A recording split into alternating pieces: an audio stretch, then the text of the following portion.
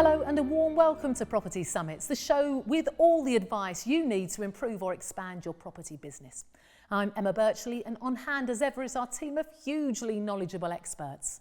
First off, we have Richard Bush, the co-founder of Crowdlaws, which pools resources to enable more people to benefit from investing in property. With us too is investor and property developer Paul Mahoney, a serial entrepreneur and best-selling author. Ranjan Bhattacharya is here too, a man full of top tips on how to succeed in property after 3 decades in the business. Tony Gimple also joins me, the man to know when it comes to advice on tax, accountancy or succession planning. Then we have John Howard, who's seen it all after 40 years in the property game. And finally, Nicholas Walwork, an investor and developer who makes the most of his expertise in his role as CEO of the world's largest international property forum, providing advice on how to make money through property.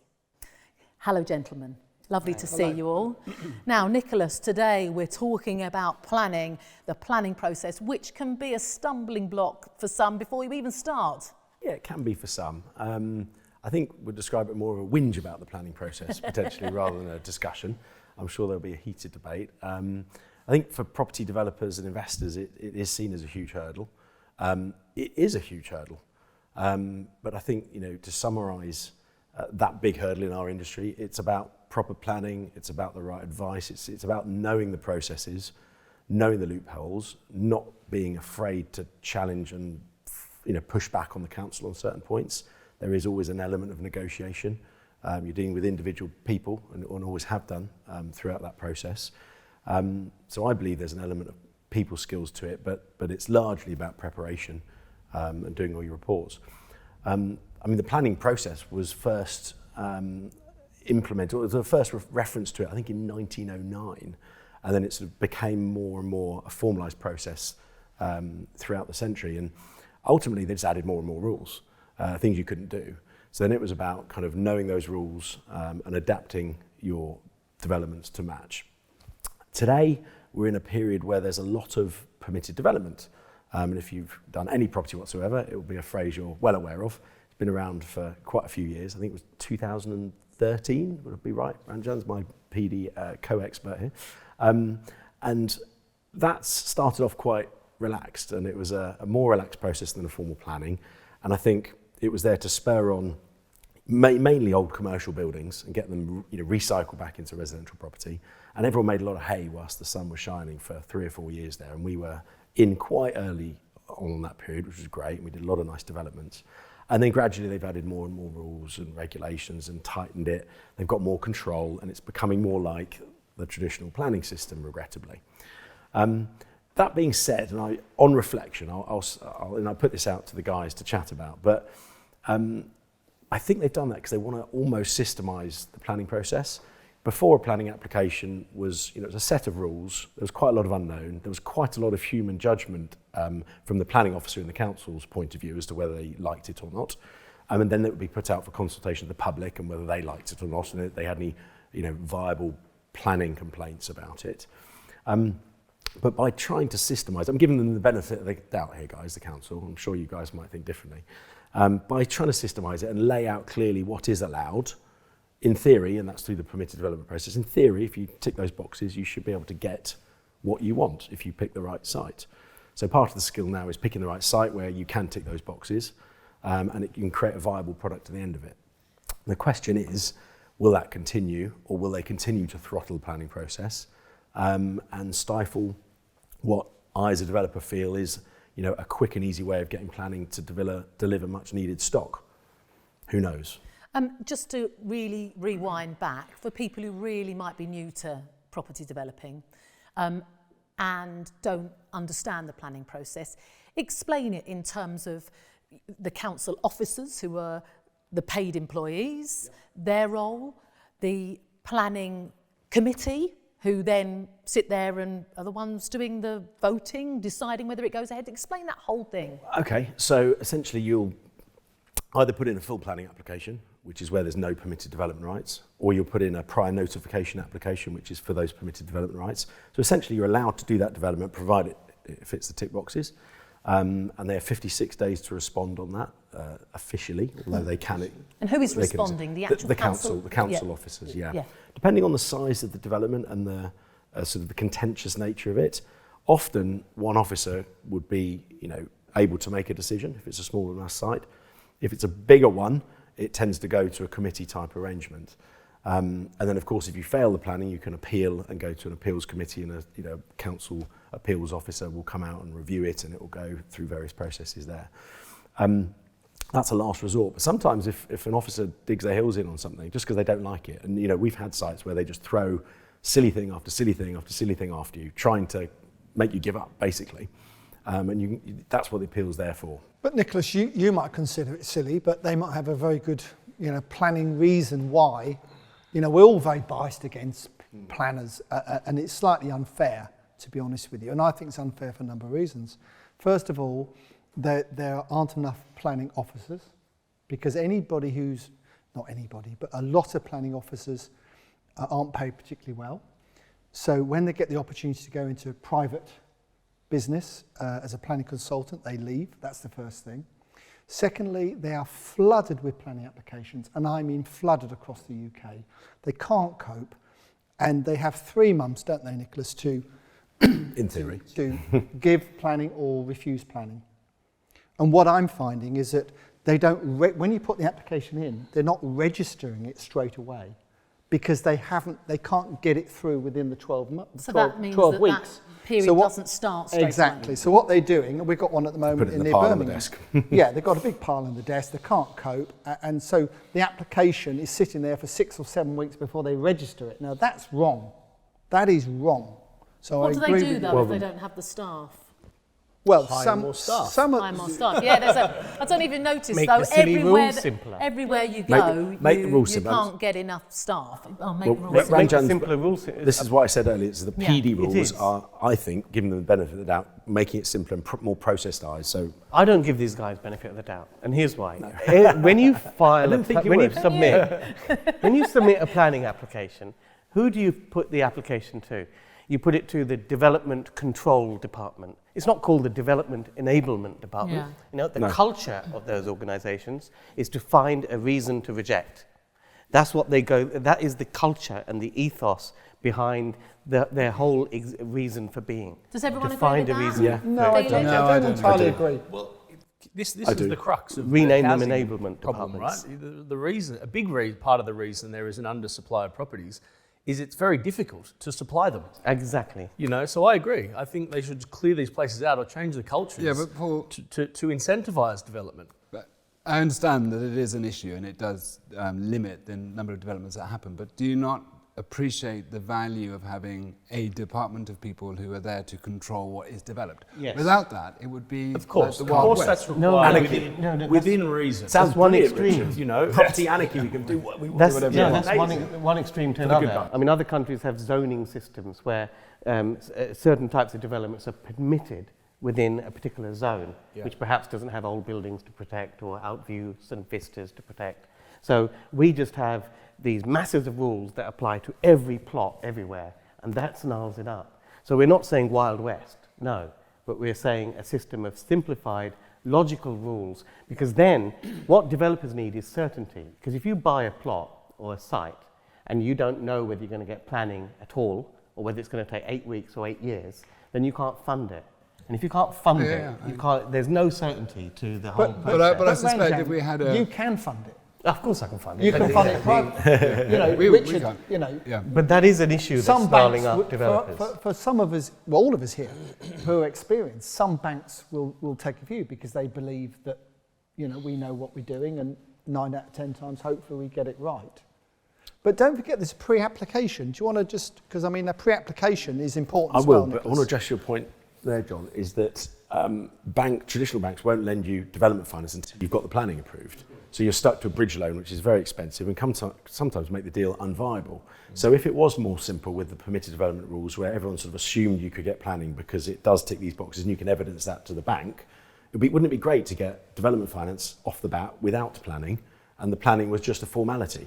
But it's definitely not like that. Well, that's never going to happen, is it? Because never- no one is going to No. forward funds on the basis that you can do something that you can't be sure that you can do. That that well, is you never should. gonna- That's what I'm saying. Is you want to shore up the ability. You can do it. Yeah. And permitted development in the early days was you were pretty damn sure you could do it. But you still wouldn't get funding until you had the consent. No, you still couldn't. No, but I'm just saying, wouldn't it be wonderful if you could? But there's a way. It should be that simple. But Nicholas, there is a way around this partly, and I understand you're playing devil's advocate, and you're very passionate about this, and I understand that. And don't get me wrong, I'm frustrated, like everyone here and everyone watching, probably, who's involved with planning. Yep. However, pre-application, just explain pre-application, because that is important. If you get a good pre-application, you can fund it probably on that basis. So, yeah.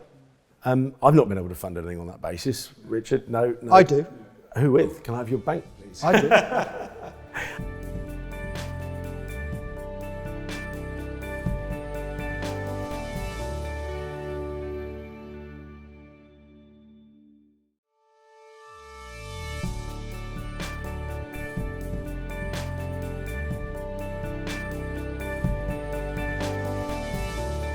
So explain. Yeah, I mean, a pre-application is supposed to be a cut down. It's when you need full planning, when it's not a permitted development right site.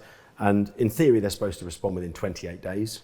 Again, they ask for informal extensions to that 9 times out of 10. And regrettably, that can spoil a deal, because I don't want to exchange on a deal that's too risky without a pre-app.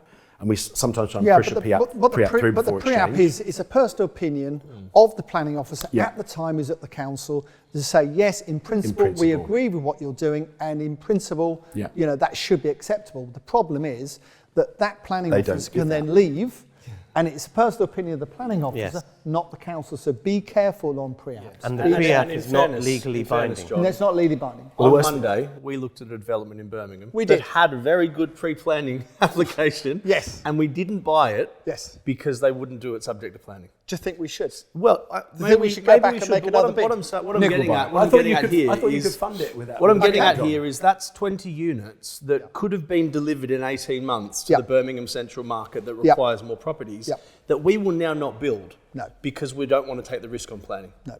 The problem with a pre-app, before we move on, this is an important point. In a pre-app, it's only as good as the information you provide to the council at that time.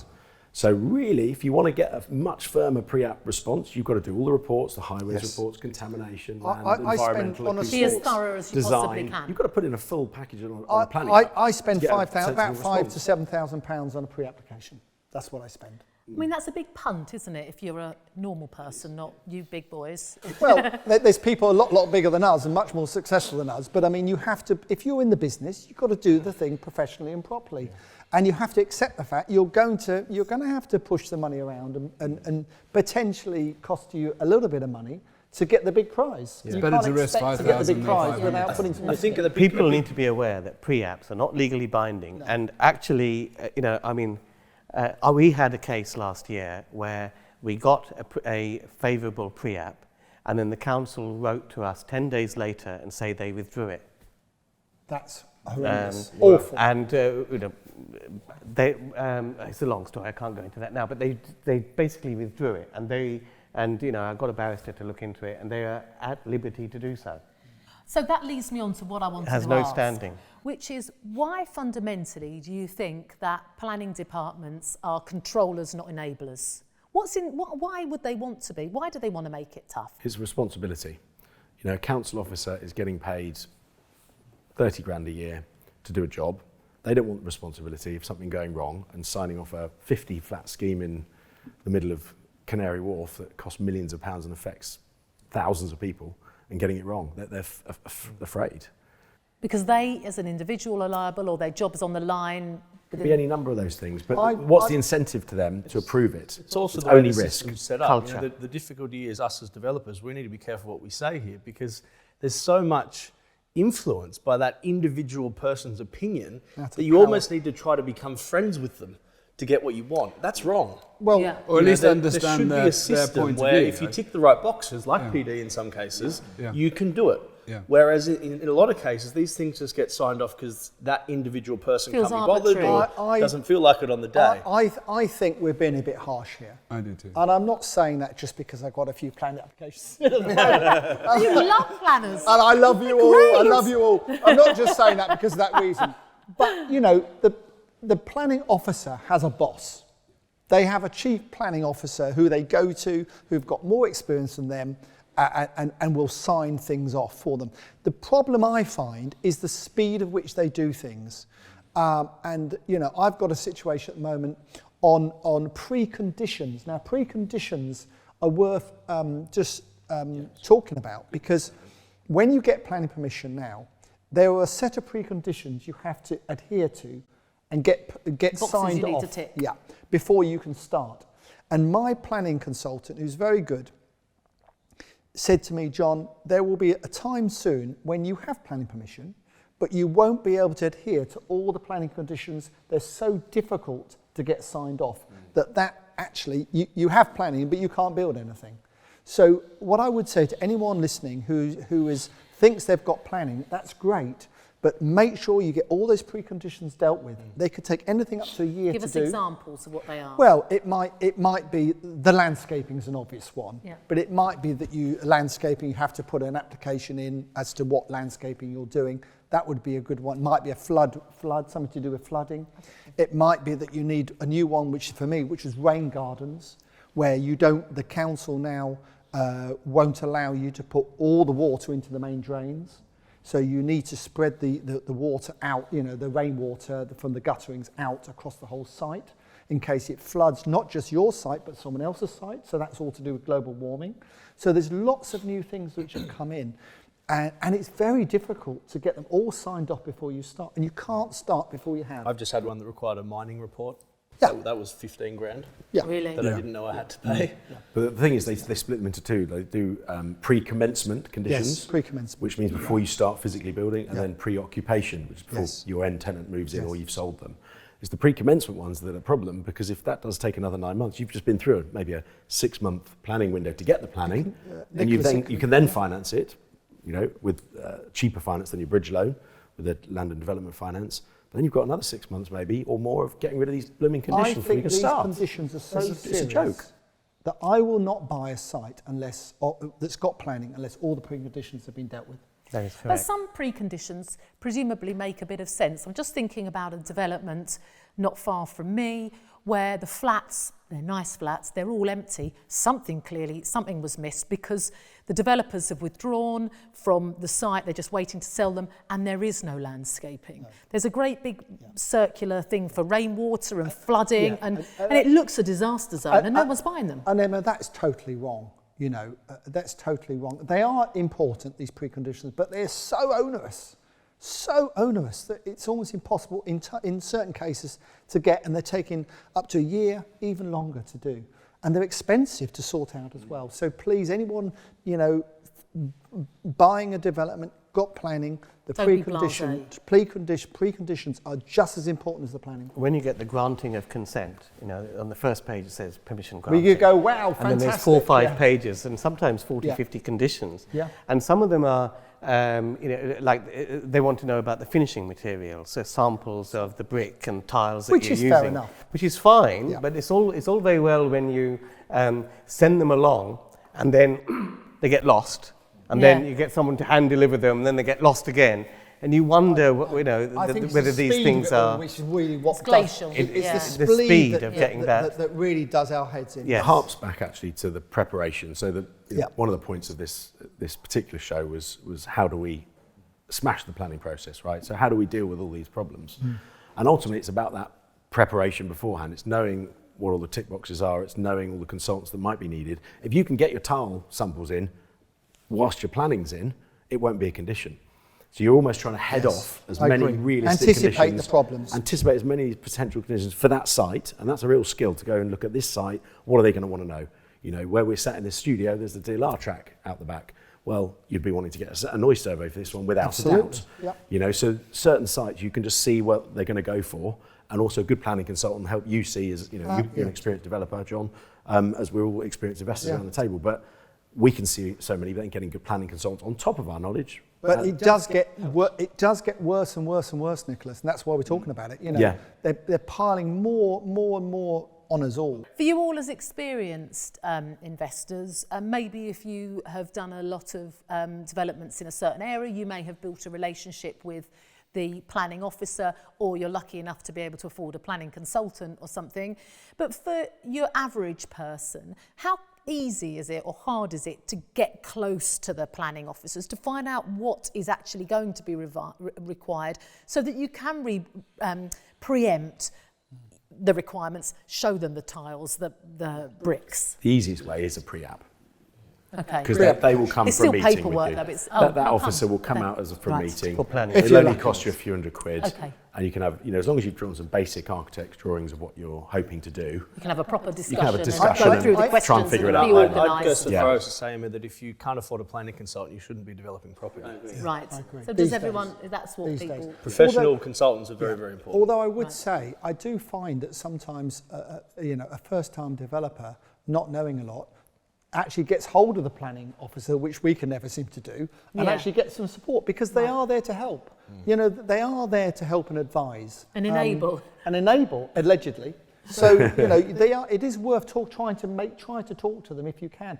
A lot of them won't speak to you. You just have to do it all by email now, They're which working is from crazy. home, watching Holly Willoughby and doing all of that with their... Ranjan, you can't say that. Well, I had one of my students did a application. They're trying to get hold of the planning officer for a decision, and actually got an email the next day. Sorry, I couldn't get back to you yesterday because my cat was on the keyboard.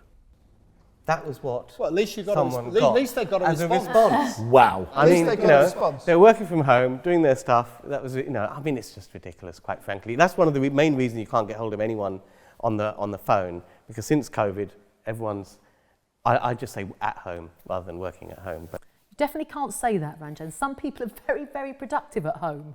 well, the ones in the private sector.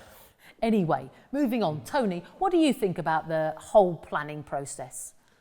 It's less about the planning process and more about the discussion seems to have been where you're all starting. Well, surely the best place to start is where you want to finish and reverse engineer the process. One of the saying in the military, proper preparation prevents poor performance. And okay, yes, no plan survives first contact.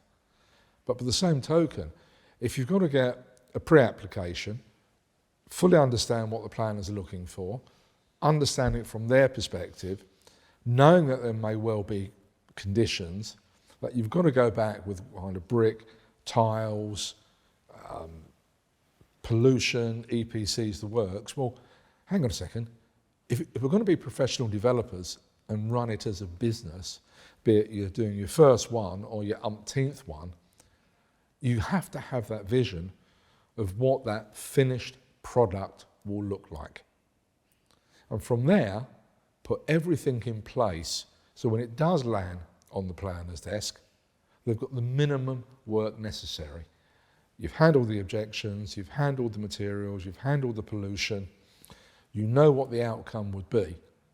And if, when you've done all that work, they still haven't signed it off, or there's been NIMBYism, right, then you've got legitimate grounds to moan. The building regulations, are they part of that whole, do you put them under the planning process bracket? Yes. So you can get to the final Yeah. hurdle, can't you, and think you've kind of done it, and then the building regs... Not really. I think the planning system is about what you're allowed to build, and the building regulations is how you construct it. So you can always construct it according to the rules. There may be a cost, but you'll always be able to construct what you're given permission to build. But it could be challenging. And expensive. One thing I will just say is that the local council association believe that 90% of all applications are successable. That's what they put out. That's true. But that includes... Eventually, ultimately, after a million revisions... I can only and think they mean, but that 90% of the applications that are recommended by the planning officer that go to the committee are accepted. That's what they must mean. John, it includes things like, can I paint my front door, or can I put a sign up, or they're all part of the planning. and application. tree They're all preservation not- orders, not all chopping a done. tree. Mine are about 50%, so I'm doing something terribly wrong. I've got just a really quick question for Richard. In terms of funding, do the funders look I know the answer to this, but I want you to answer it from your perspective. See if I get it right. How much weight do they put on the conditions on the planning application? Because as we've said, Complete. I mean, one of the first things we look at when we look at a potential funding a project is the planning, permission, and all the preconditions, both the pre-start ones. do they need to be got rid of? Do they No, need they to just have to be reasonable. Okay. There So you might do be, take if there's the risk something on in them. there that we're not familiar with or that is onerous, Yep. then we would probably wait. Yeah. until it- Okay, Yeah. well that's It a makes a good lot of point. sense because it affects the time frame. Yeah, absolutely. Yeah. In A which good regard? point to wrap it up. You were all hugely informative as ever. And thank you so much for joining us. And we'll see you next time.